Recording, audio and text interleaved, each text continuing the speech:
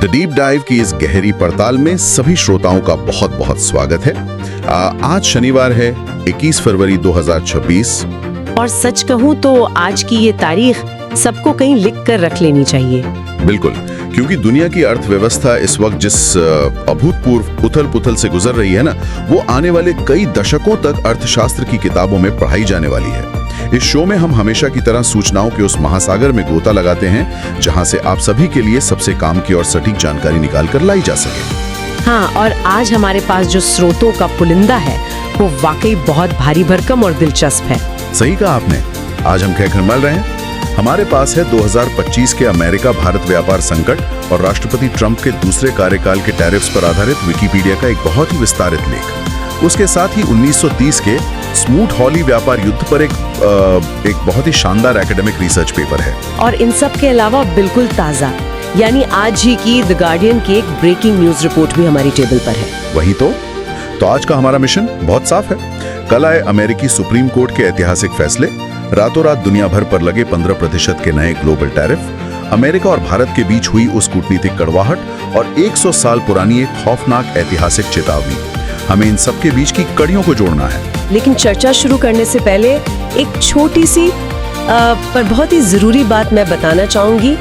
आज हम अपने स्रोतों के जिस पुलिंदे का विश्लेषण कर रहे हैं, ध्यान दीजिए कि उनमें काफी तीखे राजनीतिक बयान और संवेदनशील टिप्पणियां शामिल हैं। हाँ, ये स्पष्ट करना जरूरी है। बिल्कुल, इन लेखों और पेपर्स में वामपंथी और दक्षिणपंथी यानी लेफ्ट और राइट दोनों ही विचारधाराओं के विचार और तर्क मौजूद हैं। हमारा मकसद यहाँ किसी राजनीतिक दल, नेता या विचारधारा का पक्ष लेना या उसका विरोध करना बिल्कुल नहीं है। एकदम सही। हम सिर्फ उस डेटा, जानकारी और तथ्यों को डिकोड करके सामने रख रहे हैं जो पहले से ही इन रिपोर्ट्स में मौजूद हैं, ताकि पूरी दुनिया में जो कुछ भी चल रहा है उसकी एक निष्पक्ष और साफ तस्वीर सबके सामने उभर कर आ सके। तो चलिए इस सबको थोड़ा विस्तार से समझते हैं, क्योंकि कल की जो सबसे बड़ी खबर थी ना, उसने वॉशिंगटन से लेके दुनिया भर के शेयर बाजारों तक में सच में भूकंप ला दिया है। मैंने गार्डियन की वो रिपोर्ट पढ़ी और उसमें जो सबसे हैरान करने वाली बात थी वो था अमेरिकी सुप्रीम कोर्ट का वो ऐतिहासिक फैसला। हाँ, लर्निंग रिसोर्सेज इंक बनाम ट्रंप का मामला। वही, अदालत ने 6-3 के बहुमत से ये साफ कर दिया है कि राष्ट्रपति ने जो राष्ट्रीय आपातकाल की शक्तियों का इस्तेमाल करके दुनिया भर पर टैरिफ्स लगाए थे वे पूरी तरह से अवैध हैं, गैर कानूनी है। अब जो लोग सोच रहे हैं कि ये राष्ट्रीय आपातकाल वाला कानून आखिर है क्या, तो इसको IEPA कहते हैं, यानी अंतर्राष्ट्रीय आपातकालीन आर्थिक शक्ति अधिनियम। इस कानून को समझना बहुत जरूरी है क्योंकि पूरी बहस के केंद्र में यही है। IEPA असल में राष्ट्रपति को ये अधिकार देता है कि अगर देश पर कोई बहुत बड़ा राष्ट्रीय खतरा आ जाए तो वो व्यापार पर प्रतिबंध लगा सकते हैं, जैसे कि युद्ध के वक्त या आतंकवादी खतरे के समय। बिल्कुल, लेकिन सुप्रीम कोर्ट के 6 जजों ने स्पष्ट कर दिया कि इस आपातकालीन कानून का इस्तेमाल महज आर्थिक टैरिफ यानी आयात पर टैक्स लगाने के लिए नहीं किया जा सकता। ये शक्तियों का दुरुपयोग है और जैसा कि गार्डियन की रिपोर्ट में विस्तार से बताया गया है, इस फैसले के बाद वॉशिंगटन में जो हुआ वो किसी पॉलिटिकल थ्रिलर से कम नहीं था। ओहो, मैंने भी वो हिस्सा पढ़ा और राष्ट्रपति ट्रंप की प्रतिक्रिया वाकई बहुत उग्र थी। फैसले के कुछ ही घंटों बाद उन्होंने ट्रुथ सोशल पर अपना पूरा गुस्सा निकाल दिया, जजों को देश के लिए कलंक और कठपुतली तक कह डाला। हाँ, और सबसे चौंकाने वाला मोड़ तो तब आया जब उन्होंने अपने ही नियुक्त किए गए रूढ़िवादी जजों पर सीधा हमला कर दिया। एमी कोनी बैरेग और नील गोरसच पर, है ना? सही कहा। उन पर सीधा और व्यक्तिगत हमला किया, उन्हें उनके परिवारों के लिए शर्मिंदगी बता दिया। ये आमतौर पर किसी भी बैठे हुए राष्ट्रपति से देखने को नहीं मिलता। लेकिन यहाँ जो सबसे रोचक बात निकल कर आती है वो ये कि कानूनी हार के बावजूद राष्ट्रपति ने कदम पीछे नहीं खींचे। सुप्रीम कोर्ट का फैसला आने के 24 घंटे के भीतर ही उन्होंने एक और नया दांव चल दिया। हाँ, उन्होंने 1974 के व्यापार अधिनियम की धारा 122 का उपयोग किया। ध्यान देने वाली बात यह है कि ये एक ऐसा कानून है जो दशकों से किताबों में धूल खा रहा था और जिसका इस तरह से पूरे विश्व पर एक साथ इस्तेमाल पहले कभी नहीं हुआ। मतलब इसके तहत उन्होंने 150 दिनों के लिए दुनिया भर से आने वाले आयात पर तुरंत 15% का नया टैरिफ लगा दिया है। 15% का ग्लोबल टैरिफ, और वो भी रातों रात। बिल्कुल, पहले तो उन्होंने 10% की बात की थी, फिर अगले दिन उसे बढ़ाकर 15% कर दिया। और साथ ही ये कह दिया कि इन 150 दिनों में उनका प्रशासन कानूनी रूप से मान्य टैरिफ लाने पर काम करेगा। इस तरह के एक तरफा फैसलों ने दुनिया भर के नेताओं में खलबली मचा दी है। फ्रांस के राष्ट्रपति इमानुएल मैक्रों का जो बयान आया था वो काफी सख्त था। उन्होंने कहा कि लोकतंत्र में चेक्स एंड बैलेंसेस यानी शक्तियों का संतुलन होना बहुत जरूरी है और फ्रांस इस तरह के फैसलों के आगे नहीं झुकेगा। और जर्मन चांसलर फ्रीडरिच मार्श की प्रतिक्रिया देखिए, उन्होंने तो इस नए टैरिफ को वैश्विक अर्थव्यवस्था के लिए सीधे तौर पर जहर करार दिया है। जहर, ये शब्द बहुत कुछ कहता है। उनका तर्क बहुत सीधा सा है। व्यापार को पनपने के लिए स्थिरता चाहिए होती है। अगर कंपनियों को यही नहीं पता होगा कि अगले हफ्ते उनके माल पर 10% टैक्स लगेगा या 50%, तो वो निवेश कैसे करेंगी?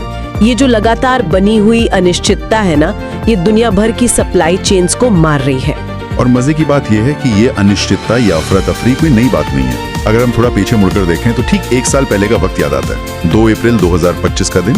ट्रंप ने उस दिन को बड़े ही गर्व से लिबरेशन डे यानी मुक्ति दिवस घोषित किया था। हाँ, और उसी दिन उन्होंने पहली बार पारस्परिक टैरिफ यानी रेसिप्रोकल टैरिफ का ऐलान किया था। अगर इसको सरल भाषा में कहें तो इसका सीधा सा मतलब था कि अगर तुम हमारे सामान पर 10% टैक्स लगाते हो तो हम भी तुम्हारे सामान पर 10% टैक्स लगाएंगे। लेकिन उस लिबरेशन डे का असर मुक्ति वाला बिल्कुल भी नहीं था।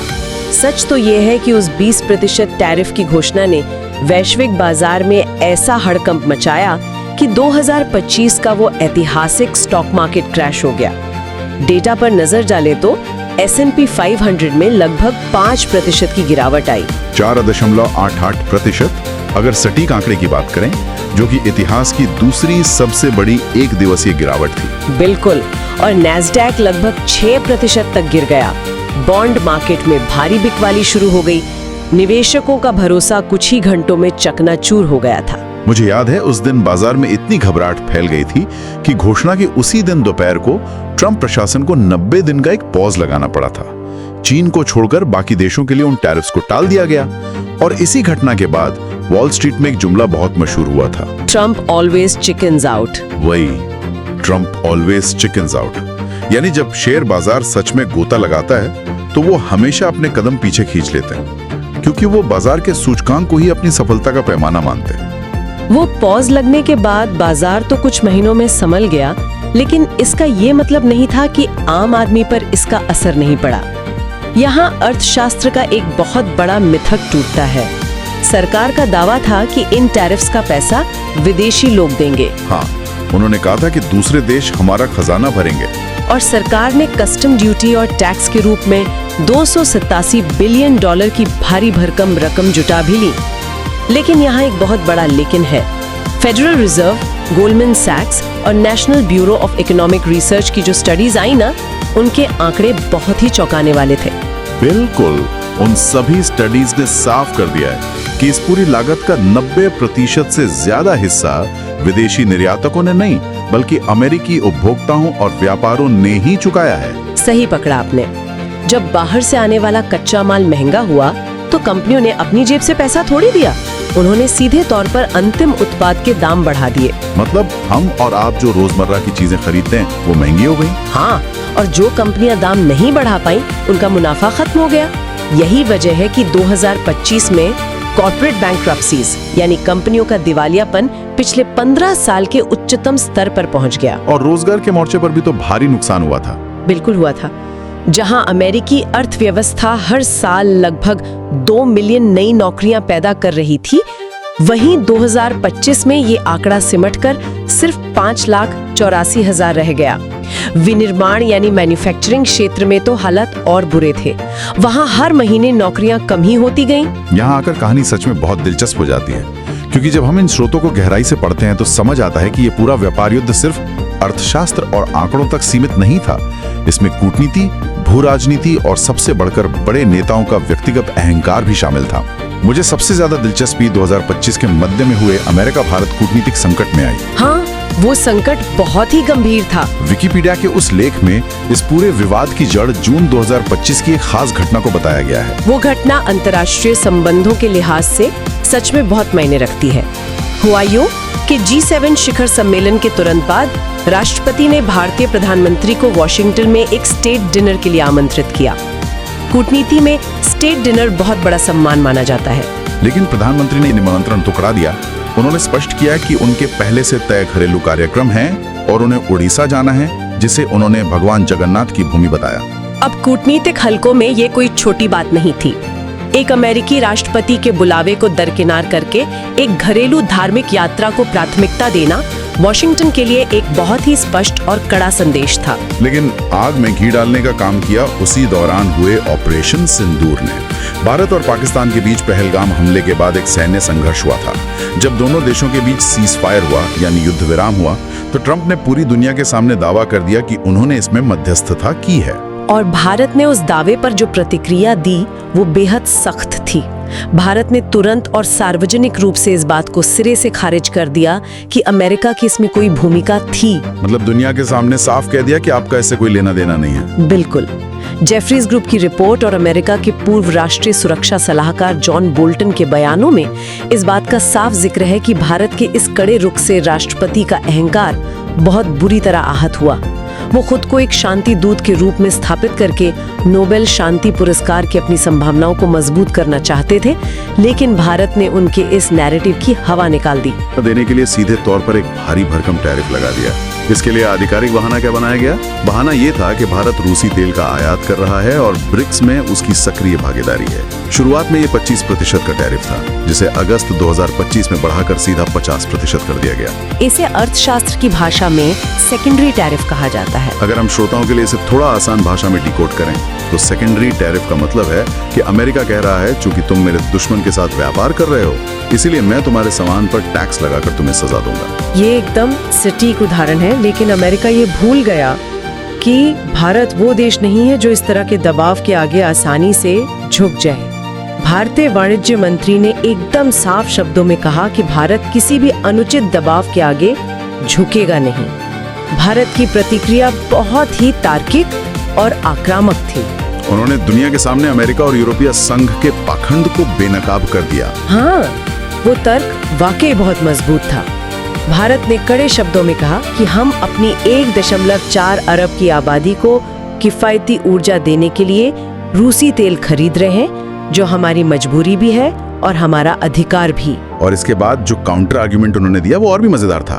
उन्होंने कहा कि अमेरिका और यूरोप जो हम पर उंगली उठा रहे हैं, वे खुद रूस से यूरेनियम, पैलाडियम और खेती के लिए उर्वरक धड़ल्ले से खरीद रहे हैं। इसको भारत ने अपनी स्ट्रेटेजिक ऑटोनॉमी यानी रणनीतिक स्वायत्तता का हिस्सा बताया।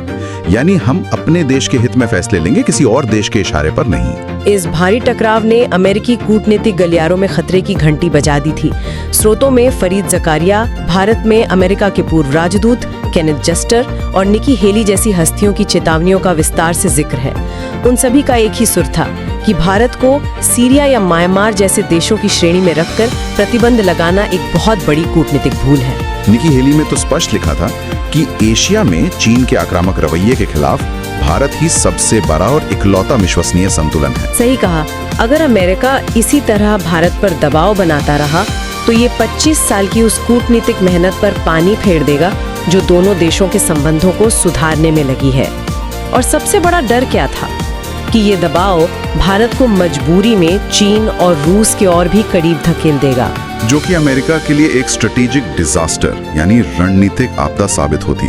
जॉन बोल्टन ने भी इन टैरिफ्स को अनुचित बताया था और सवाल उठाया था कि अमेरिका ने यही सजा चीन या तुर्की जैसे देशों को क्यों नहीं दी, जो रूस के साथ भारत से भी ज्यादा व्यापार कर रहे थे। आखिरकार कूटनीति में दबाव और सौदेबाजी का दौर खत्म हुआ और 2 फरवरी 2026 को एक समझौता हुआ। ट्रंप ने भारत पर लगे टैरिफ को 50% से घटाकर 18% कर दिया। और अमेरिकी प्रशासन ने अपनी इज्जत बचाने के लिए ये दावा किया कि भारत ने रूसी तेल खरीदना बंद करने पर सहमति जता दी है, जबकि भारत ने कभी आधिकारिक तौर पर इसकी पुष्टि नहीं की, बस इस फैसले का स्वागत किया। यही कूटनीति का खेल होता है। बिल्कुल। अब इन सब घटनाओं को देखकर मेरे मन में एक सवाल आता है, क्या हम इतिहास से कुछ भी नहीं सीख रहे हैं?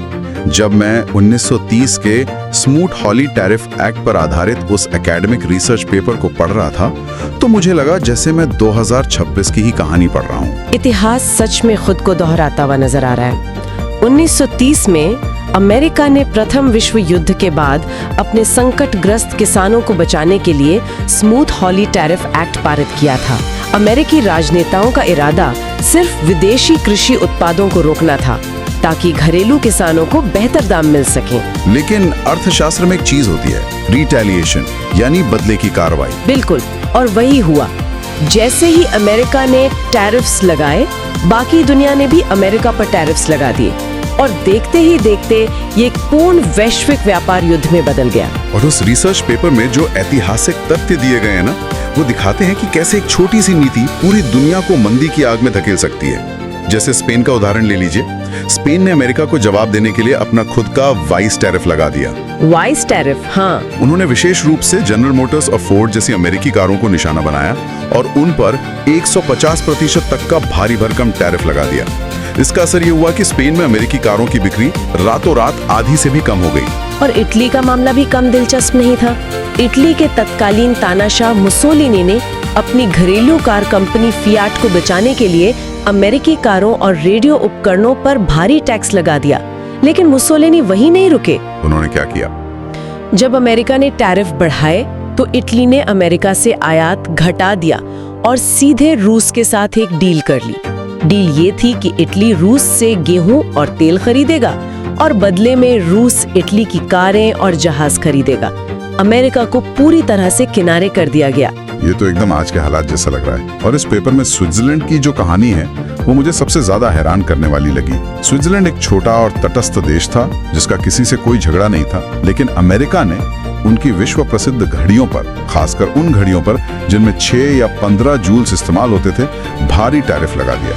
और स्विस सरकार ने इसके जवाब में क्या किया? मजा तो यही है कि स्विस सरकार ने इसके जवाब में कोई आधिकारिक टैरिफ नहीं लगाया, लेकिन वहां की जनता ने जो किया वो कमाल था। स्विस लोगों ने अमेरिकी सामान का सीधा बॉयकॉट शुरू कर दिया था, है ना? एकदम सही। वहां के आम नागरिकों ने अमेरिकी उत्पादों के खिलाफ एक अभियान छेड़ दिया। अखबारों में बड़े बड़े विज्ञापन छपने लगे कि अमेरिकी तेल मत खरीदो, अमेरिकी कारें मत खरीदो, अमेरिकी टाइपराइटर का इस्तेमाल बंद करो। स्विट्जरलैंड में अमेरिकी सामान की बिक्री धड़ाम से गिर गई।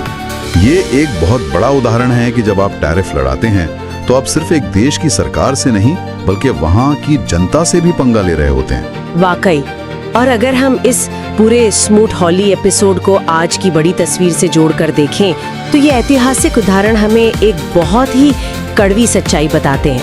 संरक्षणवाद यानी प्रोटेक्शनिज्म अपनी अर्थव्यवस्था के चारों ओर एक दीवार खड़ी करके उसे बाहरी दुनिया से बचाने की कोशिश हमेशा एक बैकफायर करने वाली रणनीति साबित होती है। ये अक्सर उन्हीं लोगों को सबसे ज्यादा नुकसान पहुंचाती है जिन्हें वो बचाना चाहती है। किसानों को बचाने के चक्कर में पूरी अमेरिकी अर्थव्यवस्था ग्रेट डिप्रेशन यानी महामंदी में चली गई थी, जहां बेरोजगारी 25% तक पहुंच गई थी और अमेरिकी आयात निर्यात दोनों में 40% से ज्यादा की भारी गिरावट आई थी। बिल्कुल। और सबसे डरावनी बात यह है कि 2024 की सर्दियों में ही इस एकेडमिक रिसर्च पेपर ने स्पष्ट चेतावनी दे दी थी कि अगर राष्ट्रपति की पारस्परिक टैरिफ नीतियां लागू हुई तो दुनिया वापस 1930 के दशक जैसी तबाही की तरफ लौट सकती है। और आज 2026 में जब हम 15% का नया ग्लोबल टैरिफ और शेयर बाजारों में कोहराम देख रहे हैं तो ऐसा लगता है कि वो चेतावनी अक्षरशः सच साबित हो रही है। तो श्रोताओं, अगर हम अपनी आज की इस पूरी यात्रा का सारांश निकालें तो हमने देखा कि कैसे 1930 की घड़ियों और कारों की लड़ाई से लेकर 2026 के 15% ग्लोबल टैरिफ तक की कहानी एक ही धागे से बंधी हुई है।